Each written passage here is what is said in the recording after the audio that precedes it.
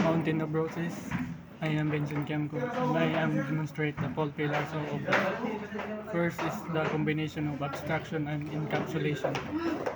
The animal class is an abstract-based class meant to represent general characteristics of animals, and the protected variables that stores the name of the animals. And the public, this is the constructor that initialize the name when animal's object.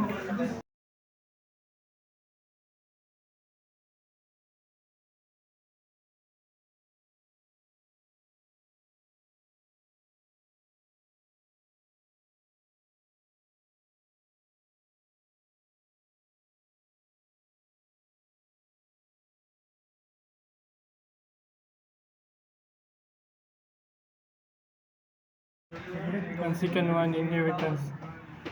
Class dog public animal is inherits from animal. That means it's its derives its properties and behavior from other animals. And the private stores the breed of the dog.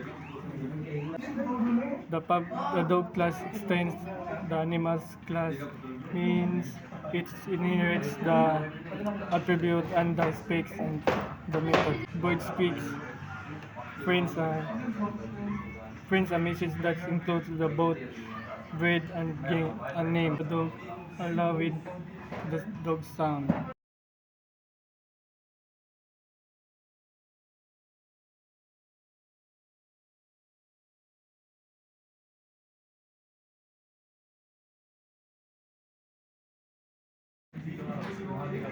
Polymorphism, creating a dog object via animal pointer.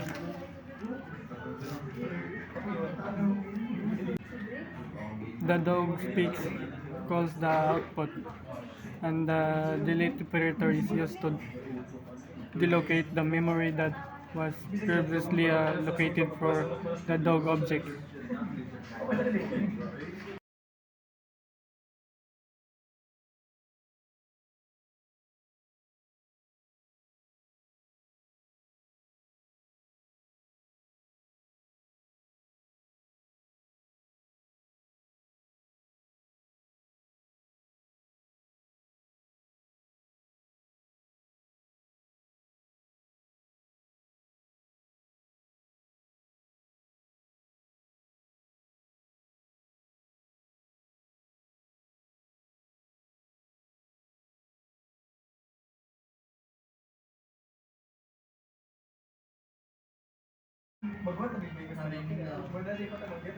And now let's compile and run this code.